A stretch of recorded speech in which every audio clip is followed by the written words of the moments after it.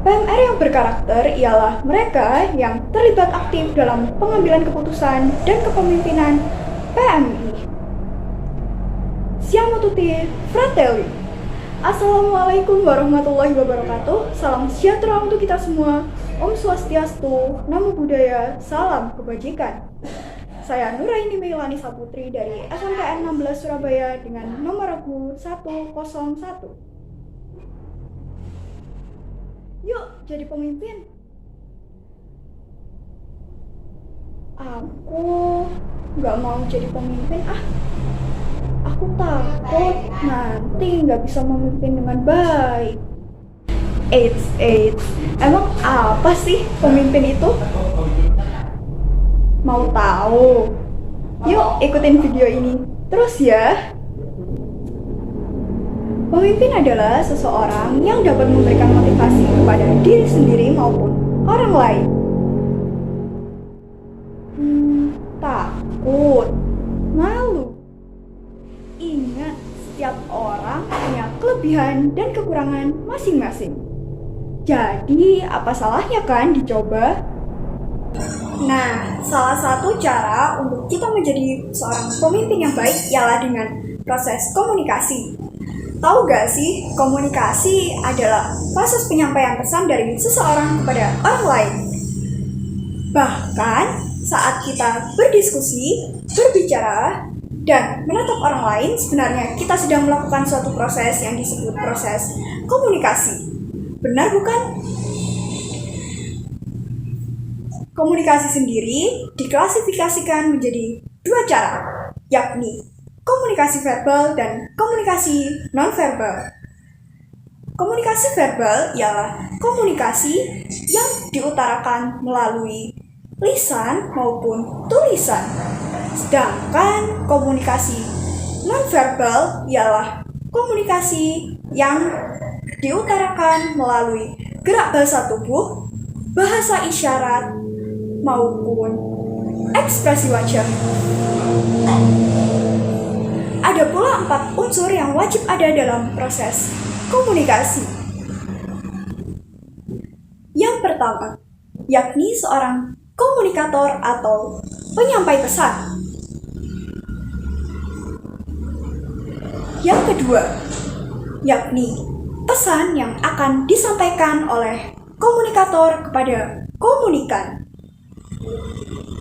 3. Seorang komunikan atau penerima pesan dari komunikator. 4. Adalah umpan balik dari komunikan kembali kepada komunikator. 6 hal yang dapat mendukung proses komunikasi. Yang pertama, kenali diri sendiri.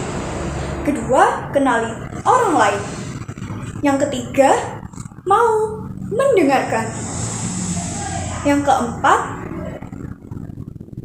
memberi pernyataan yang jelas. Yang kelima, memberi umpan balik.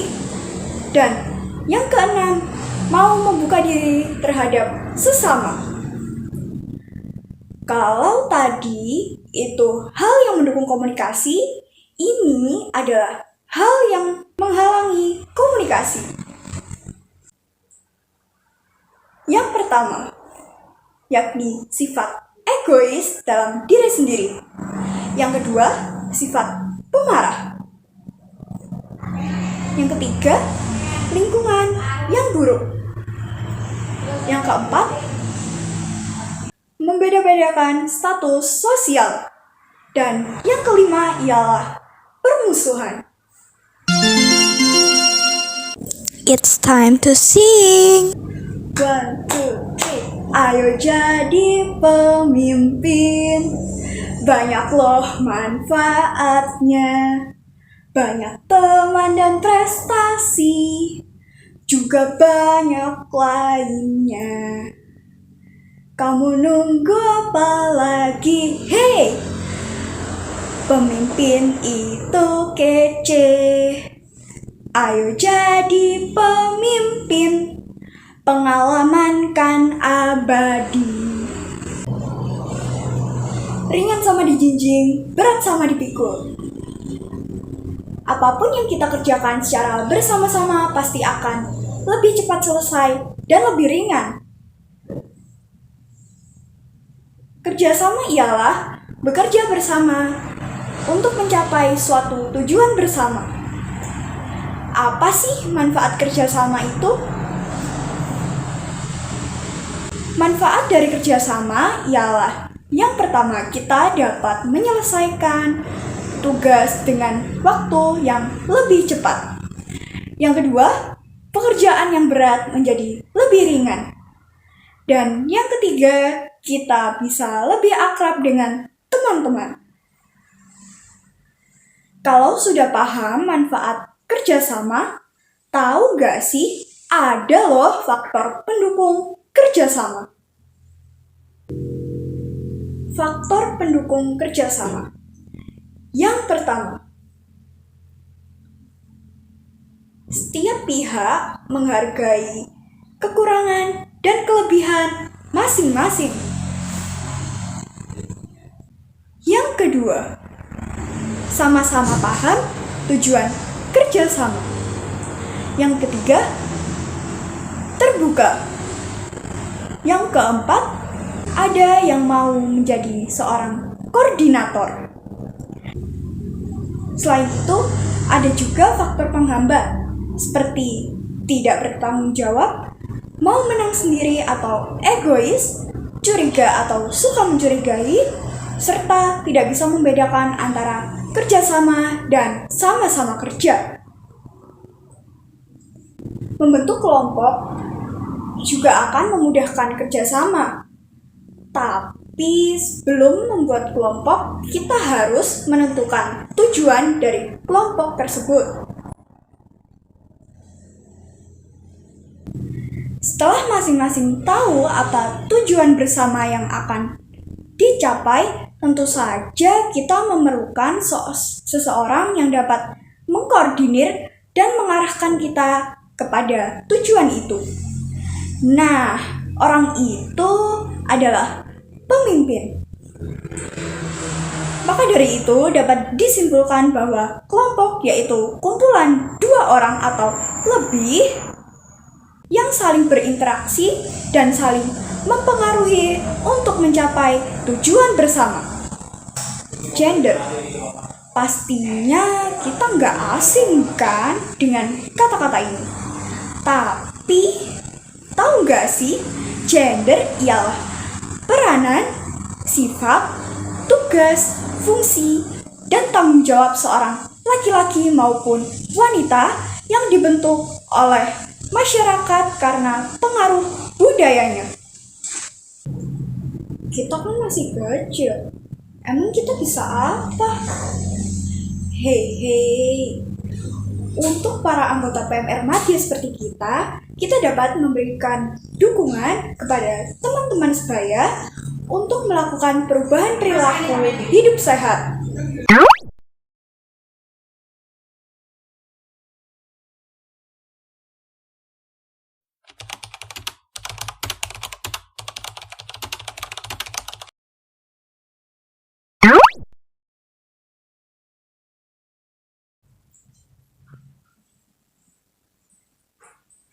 Ayo temanku pakai program ini. PDJA lah nama programnya. Planning, do and check. Don't forget action. Mari bekerja bersama-sama.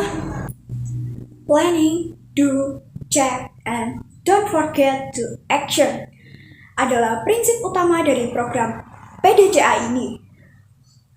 Program ini merupakan pola review dan evaluasi kinerja yang sering digunakan pada proses suatu organisasi dalam mencapai tujuan utama dari organisasi tersebut.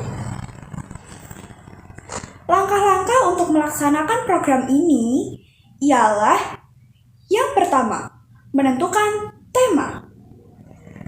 Yang kedua, mencari penyebab. Yang ketiga, menguji dan menentukan penyebab. Yang keempat, membuat rencana dan melaksanakan perbaikan.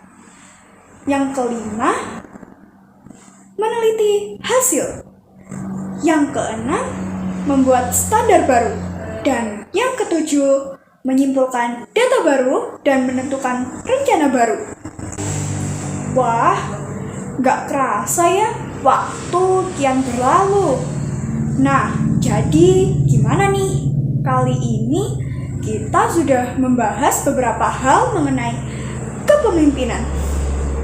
Apa sih yang sudah kita bahas? Yuk, kita ingat dari awal. Nah, apa aja sih yang udah kita dapat dari tadi?